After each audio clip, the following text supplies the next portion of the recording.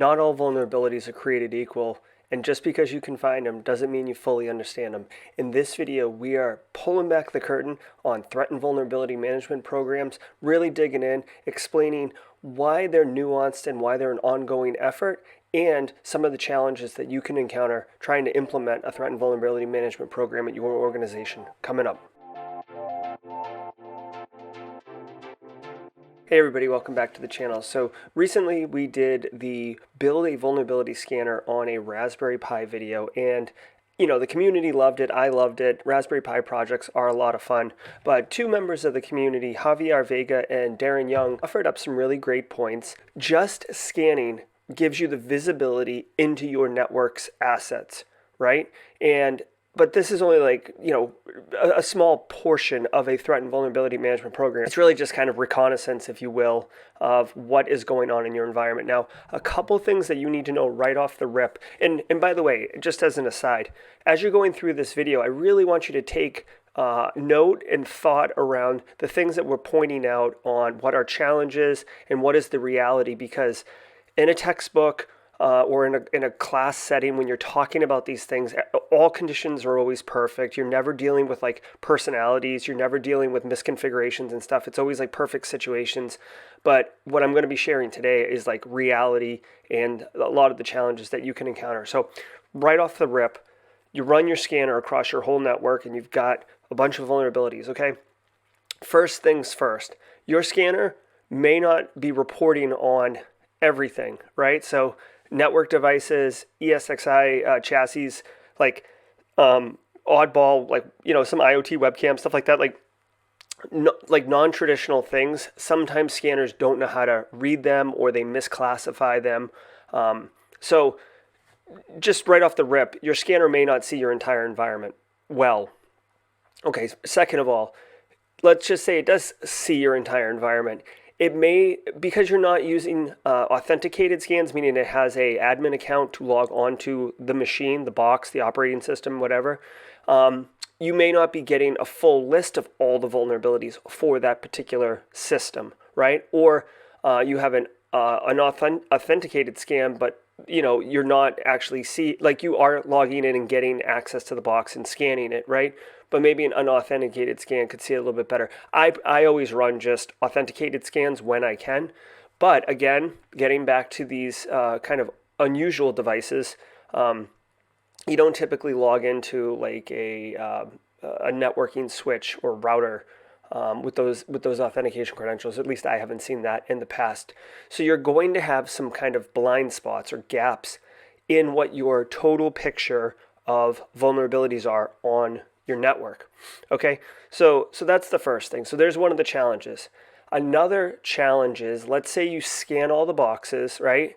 And you find all these vulnerabilities. Well, people can install applications, right? Third-party apps onto machines, right? Adobe, Flash, was the Bane, Java, right? So sometimes scanners can't see that. The scanners are only looking at the operating system and kind of the network configuration, right? Are there listening ports? What is listening, etc. So you could have really nasty, vulnerable software running on a box. You could have software that's just completely inappropriate, not vulnerable, but it's a team viewer or log me in or something like that, right? So those things would also be vulnerabilities, but the scanner may not see that, okay? So it's not reporting that you have an old version of Flash running on a machine. Now, some scanners will see it, right? So it's not, a complete blind spot across all scanners, but just know that there is software that is not operating system that scanners cannot see sometimes, right? So this is why an information security program has to be comprehensive. You have to have rules around what software can be brought in, configuration management on what software can be installed, permissions on who can install it, when can they install it, who's going to maintain it, who owns it, etc., right? So these are all pieces of an information security program. Another thing that's worth noting is some vulnerability scanners, the Raspberry Pi one that we created is a network-based scanner, right? So we have our appliance and it scans across the network. There's also agent-based vulnerability scanners, for lack of a better term. And basically, you put agents on all your endpoints, and they scan the machine itself and push the data back to a centralized management console. Now, this is great for performance, especially when you have large environments. The agent can do a lot more, have a lot more visibility into the host, right? We're talking about the software, like it might be able to capture exactly what software is installed and removed, report it out. So you might think, okay, Jerry, so let's just do agent-based all over the place. A couple things. One, maybe agent-based one costs more than what your budget is allowed for, right? Because buying one scanner is one scanner. Buying a scanner that has agent licenses is different, right? So then we get into money. The other thing, and this is way more frequent and way more often, the challenge, if you will, is with agent-based anything. I don't care if it's a vulnerability scanner, or if it's an antivirus thing, or if it's a MDM solution, whatever it is. If it's agent-based, infrastructure, IT, that side of the house is going to push back and say, this is a performance impact. We can't have it. This is a pain in the butt. Also, you're asking us, IT, to install this as part of our load.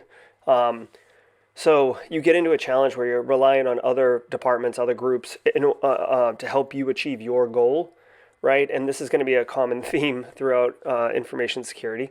But you run into this situation where agents aren't being consistently installed on machines. A machine gets reloaded with an old image that doesn't have the agent, that's gone, right? Like with agent-based, it's much more difficult to manage unless, again, part of an information security program, you go to the next level and you have some type of configuration check, network access control that looks at the machine before you give it an IP address when it gets on the network and says, is this agent installed?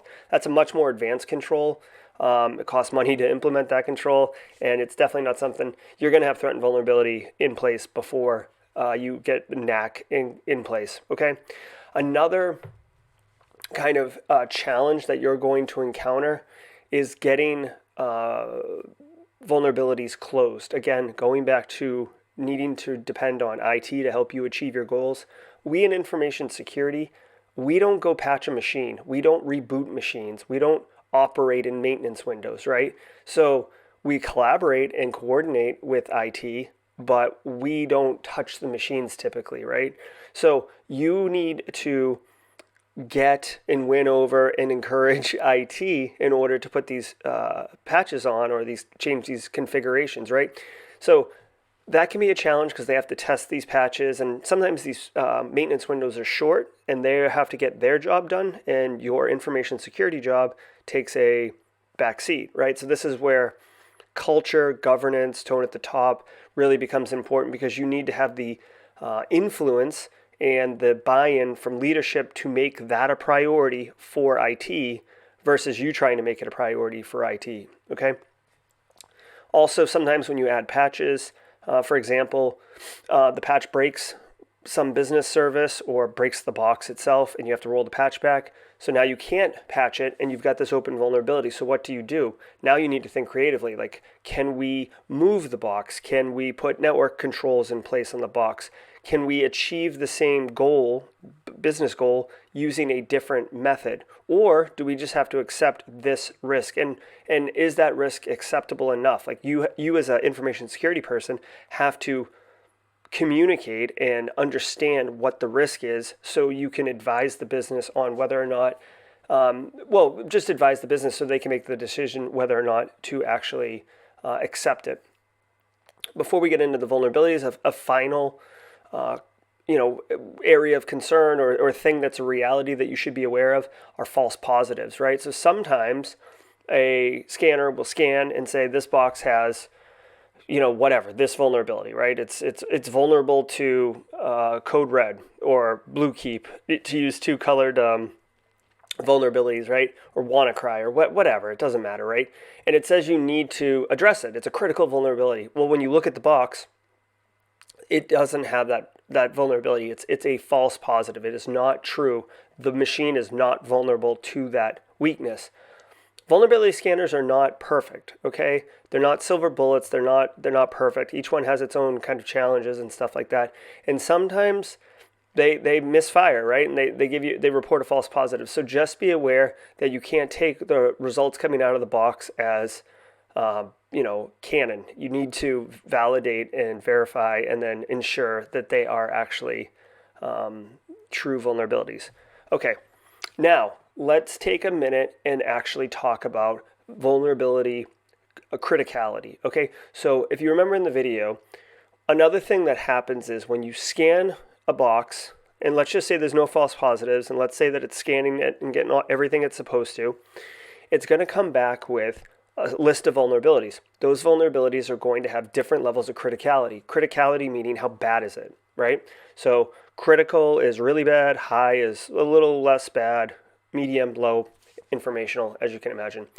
These values are based on a CVSS score, which is Common Vulnerability something score. Okay, I should have looked before I hit play, but or record. But anyways, Common Vulnerability Scoring System Calculator. So let's just look really quick at a vulnerability.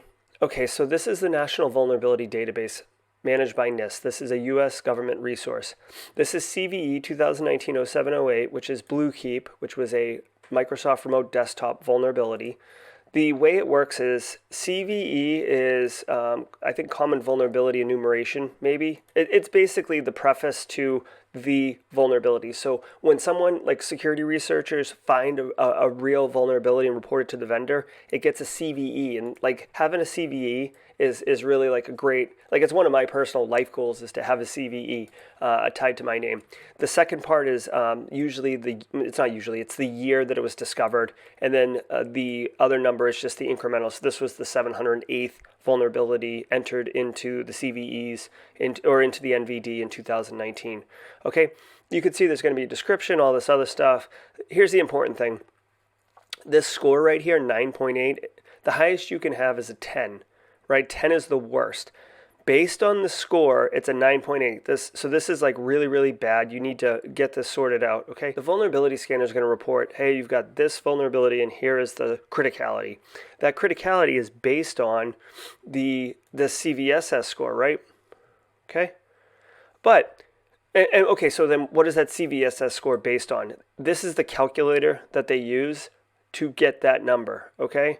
And it looks messy because I'm all zoomed in. But basically, here are the qualifiers. How easy is it to attack? Can you attack it from the internet, basically, or do you have to physically be right there at the box? Right? How complex is it? Do you have to have a PhD in cyber operations, or can you just be, new to computers? Does it require privileged access, right? Do you have to be an admin? Because sometimes you have to chain these attacks together in order to execute them, right? Does the user need to interact through the GUI, right, or through the front end, right? Is it completely silent? What's the scope? I'm not familiar with what scope is, but metrics, right? There's our CIA security objective metrics. How bad is it? Is it compromise all confidentiality? Is it a denial of service attack, right? We've got some temporal scores here, is there an exploit in the wild, or is there a proof of concept developed, or is this just a vulnerability, right? If there's an exploit in the wild, it's way worse than if there's no proof of concept or anything like that, right? That's why it's temporal, because as soon as vulnerabilities come out, people start working on exploits, right? How easy, is there remediations available? Did the vendor release a patch? Is there confidence in how it's being, what's being reported? Okay, so I really just click through and pick some, and you can see that it's giving these overall scores. So the one I just made up had an overall score of 5.9 with the base score at 5.1, and then the temporal score bumping it up to 5.9. Okay, so this is basically how those values are kind of calculated. Okay, so now hopefully you understand where those vulnerability scores come from and what the criticality is. Now, why it's important to understand that is so you can define where that score came from. Now let's talk about your environment, right? You really need to understand the vulnerability to your environment, right? So this one that we were just looking at was Bluekeep.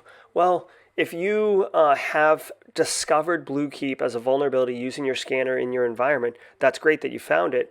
Let's fix it. Now, fixing it, again, you can't just fix everything all at once. There's no magic button that you can push. You need to get IT to help you. It needs to be typically during maintenance windows. It could be an emergency patch if you really think it's bad, but you better be ready to defend that or maybe lose some political capital.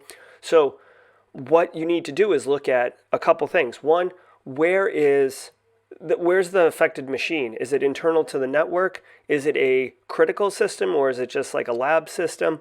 Can you access it from the internet? Can you remote in and get to it? How many user accounts can access it, right? Like, you need to, like, if the machine were to get compromised, right? Someone gets in there, how bad is it, right? Would you detect it? Do you have an EDR solution running on it? Are you checking for, remote connections, right? Which is how Bluekeep would basically allow someone to push right through.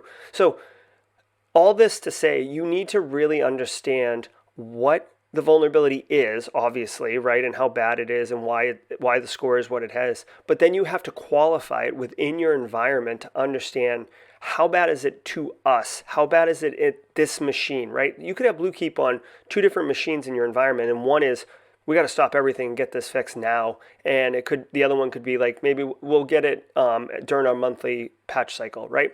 So be aware of all of that. Now, in order to better understand, do we need to patch it immediately, right? You have to have some type of threat intelligence, right? You have to understand, is this being actively exploited? Are threat actors talking about this? Is this a thing? And because it's temporal, you need to be able to know, like, you could say today, yeah, it's not really that bad, but then tomorrow it's actually, bad, like there is.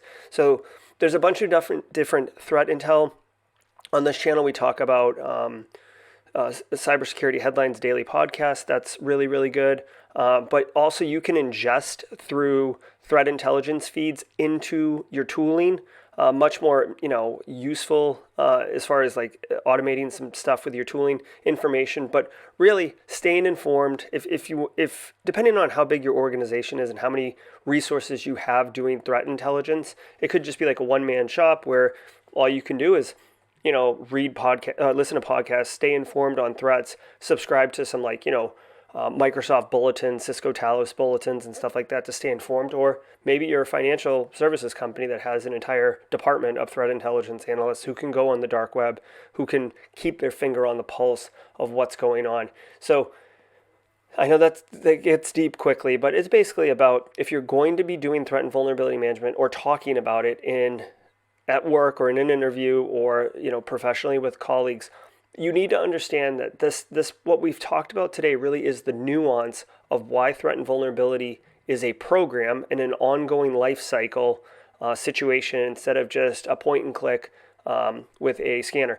Just a fun throwback fact for those of you who are still still listening, who are older and worked in the federal space. To tell you why it can't be a one-shot bullet, there was a thing called gold disc back in the day that it was, the government made it. You would scan a box and it had one button that said remediate all vulnerabilities. Like literally it was the magic button. And when you pushed it, I don't even know why they put it in there. When you pushed it, it would literally configure and fix everything on the box, and it would make the box completely unusable. Like you could always tell who the new guy was because they would say like, hey, like this machine's busted now. I don't get it. And it's like, did you push the magic button on gold disk? Yeah. Well, there you go. That's why you completely hosed it. We have to re-image the machine. Again, don't know why they put that button there, but anyone who is familiar with gold disk knows exactly what I'm talking about. It's probably chuckling a little bit just thinking back on it. That's going to do it all for this week. Thanks so much to Javier and Darren for their constructive criticism and open discussion around qualifying that a vulnerability scanner isn't just, what you need to know as a professional who's going to be doing threat and vulnerability management. I'm really happy that I got to make this follow-up video. I hope you found it useful. And as you're running your scans, take into consideration some of the things that we talked about today and bring that into kind of your home lab or your even your professional work, and go out there and crush it. So until next time, stay secure.